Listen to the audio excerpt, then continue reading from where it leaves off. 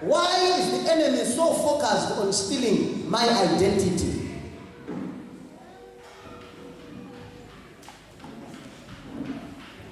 Because if you fail to know who you are prone to abuse. If you fail to understand where you're coming from, where you're going, you can be abused, oppressed, suppressed, possessed. Hello? Hello? Not knowing your value and your worth, you can be sold for cheap money. Hello? If you don't know who you are just like an open road that anyone can walk through. That's why you see when a girl child is growing up, mothers emphasize on teaching the girl child identity. Who are you? You don't play with the boys like this. You sit like this. They emphasize on her to know her identity first before she is released into the world. So when she is released into the world, she is a moving program that is programmed. But if she has no one to train her to that, she can be prone to abuse because she doesn't know who she is. So the church, like the bride of Christ, the enemy comes and attacks identity. Let me give you an illustration. There was an elephant. When it was still small, they tied a rope to it on a peg. The peg was big. They drive it into the ground, and there was a tied rope to it. It was tied on the neck. So this elephant, when it was growing, food supplies could only come there. It could eat around the grass that is just surrounding that place within the what do you call it? Is it circumference? Yeah. That is the message. Exactly. So it was just moving, eating that grass. But now the elephant was growing. When it was growing, it grew so big to the point of the maintenance of the sustenance program, it outgrew it. Every season could not be enough to feed it because it has grown big. Hello? So every time when there's grass, it would eat it, and it would still remain hungry. It grew thinner and thinner and thinner, and it died. When it was in heaven now, they asked the elephant, "Why did you die?" Say, "Hey, the food was not enough for me. So I died because I was starving. I died because of hunger." They said, "Oh, is that so?" They asked the elephant, "But did you know that you did not just outgrew your diet or what you were feeding on? You even outgrew the power to take out the baby." But because your mind was conditioned, every time you try to move, you could feel the rope, and your mind will register you are in bondage, you are in bondage, you are in bondage. So you never experimented to move just the one step, and the peg would go out.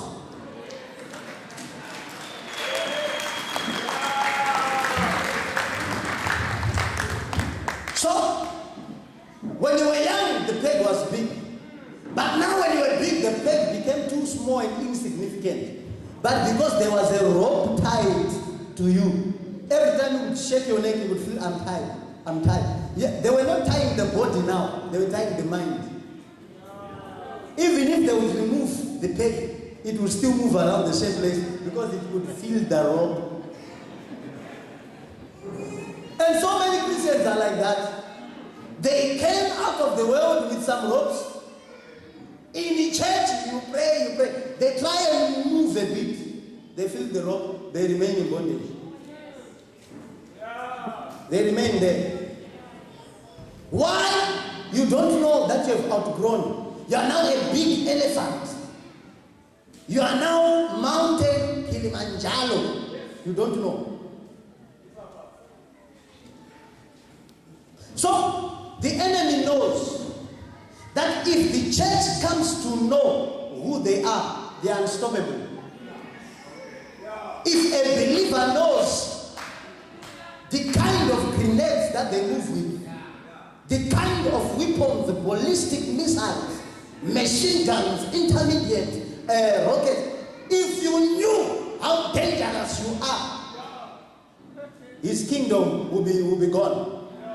But what does the enemy do? Through television and the music, through what you see in African movie, the enemy presents himself bigger. The enemy has got a magnifying glass. Hello? If you look at a magnifying glass, a small thing, you think it's bigger. Time was now that about feeling so tight is on free web. The moon will be shining. So that less life you begin to see a shadow. You start running. You hear what I'm saying? So the enemy comes and magnifies the situation. That's why you see for 3 hours, the witch in African movies, the witch will be stronger. The last 5 minutes, they pray prayer, till she dies, the film is over. 90% of what you were watching was demonic. 5% they talk about you. Is that a movie? They are educating you to say the enemy is more stronger. So that when you are in a situation, you say, God in his time when he wants you do it. No. God has already done it. It's up to you just to cattle and ban it. To take it by force and move with it. But because of identity crisis, people are bound. People are bound. There is no one who comes to counseling and says, Pastor, you know what? God was speaking to me. Yeah. Me, I am a chosen generation. Me, I cannot be defeated. The enemy is just trying to be stubborn, but me, no one comes to counseling that. When everyone comes, they tell you the size of the enemy before they tell you who your God is.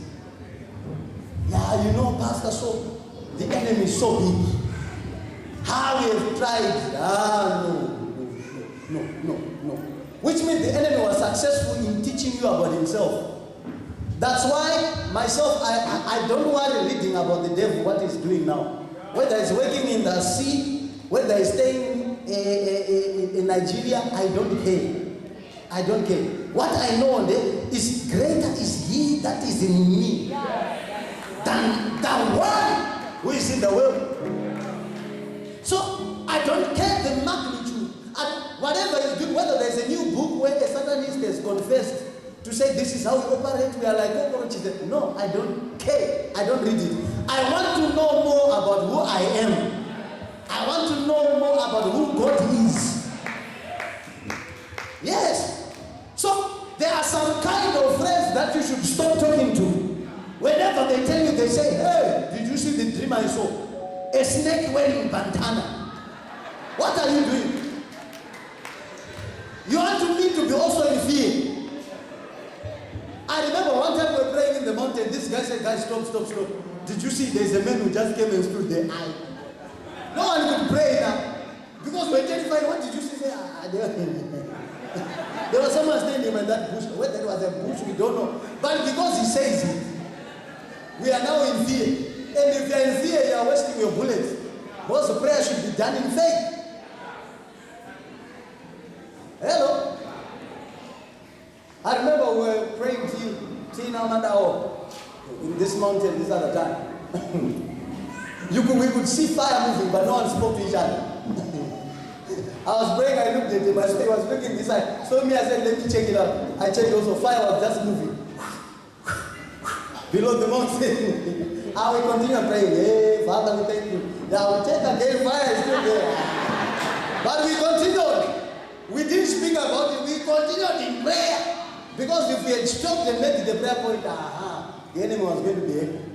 That's why when casting out a demon, just allow one person to command it. When it's stubborn, it's dancing, I don't go. Just take it out there. Call a child from Sunday school to tell it out, it will go out. It wants attention. The enemy is crying for attention. Stop giving him attention. Give God attention.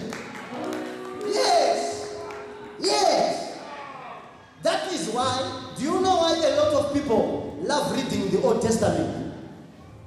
Do you know what? It is because the Old Testament is a narrative. It gives you stories about David and Goliath. It doesn't talk about you. It gives you a picture in them, which is a reflection of the things to come in the New Testament. But the New Testament, it's not talking about Moses. It's talking about you. So, when you hear someone saying, I don't understand the New Testament, or the Bible is hard to understand, they are trying to say, I don't understand myself. Because if you know a manual about yourself, how can you know that knowledge? How can you know? But it's easier to read someone's story. Esther, she moved there. I can understand. But when you come to Ephesians, I pray that the eyes of your understanding may be enlightened, that you may know what is the hope of your calling, in which God, it talks about many deep things. The power that is now at work in us, which he wrought in Christ when he raised him from the dead and set him above principalities, might and dominion, to the glory of the Father. He's talking further. Now I write to you, brethren, these things, so be watchful, always be in prayer. He's talking about you, a believer. If you fail to understand that, you don't know who you are. And if you don't know who you are like a soldier with a gun who is running away from the enemy, but the gun is loaded. That is the danger. That is the danger. Hello? That's why you see Jesus would spend much time talking to disciples, teaching them who they are. You are the salt of the earth. Matthew 5:13. You are the light of the world. A city on a hill cannot be hidden. Neither do men light a candle and put it under a bushel. Instead, they put it on a stand, so that it gives light to everyone in the room. Look at what Jesus is saying there. He's saying in each and every individual, you are the light of the world. He didn't say you are the light of the earth. World, the word the world there is cosmos, which means systems, economic systems, social structures, and so forth. That is the world. He's saying you are the light, not of a village. What is this place here? You are not a light of Zola. Hello? You are not light of a tacho. You are light of the world. Which means wherever you go under the earth, you will succeed. Because in you, you have global capacity. I think it's too big for someone. Now the school was working with the enemy. They told you failed the O level. You cannot make it. Because you were reinforced as you were growing up that you cannot. Now to know that I have global capacity. People fail to understand that. It comes on to say not even that you are the salt of the earth. Wherever you are, you can influence change. You can bring tests where there is hate. When people want to revenge each other, you can bring love.